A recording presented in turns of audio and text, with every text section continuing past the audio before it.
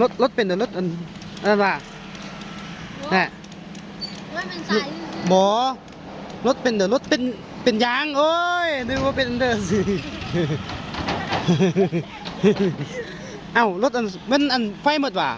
ว้าอะไรวะถ้าเขาเพลงได้จริง โอ้เอ๊ะมันสตาร์ทบ่ได้เป็นสั่นโอ้สวยแล้วนี่เนาะสวยแล้วรถสตาร์ทบ่ได้เพิ่นว่าทุกคนแม่กำลังกลมสตาร์ทไฟหมดติ ว่าไฟได้หมดแกะนี่ก็ได้หรอ โอ้ยเว้ยทั้งสั่นบ่แน่นติ อายุ นี่ นี่ บ่แน่น นี่ได้หรอ โอ้ได้แล้วเพิ่นว่าเพิ่นกำลังสตาร์ทรถสตาร์ทบ่ได้เอ้สิไปขึ้นอันนี้ ไป ฮะ ไปโลก ไปเลาะว่าโอ้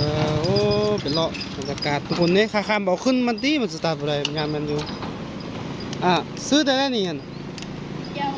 สิเที่ยว เอาละเดียวเล่า ที่เที่ยว อันนี้เอาเรา เราที่เที่ยวพอเบาหน่อยกำลังจะไปโรงเรียนรถสตาร์ทบ่ได้รถเกอะพี่รถเนาะรู้ไหมอันสายน่ะเขียนขนาด ไม่ได้ว่าเขียนจังสิอยู่สายนี่ ว้าวรถเรามันเก่าเนาะ โอเครถมันเก่ารถสวัสดิ์แต่คนบ่เก่าเนาะโอ้ยผู้เห็นผู้บ่าวหน่อยสิผู้สาวเห็นอยู่ในคลิปผู้สาวเห็นนี่ผู้สาวกรี๊ดนี่เขาสมมุติผู้สาวจะกรี๊ดเดี๋ยวนั้นโสดวะน่ะผู้สาวเห็นนี่ผู้สาวจะกรี๊ดนี่โสดอยู่วะ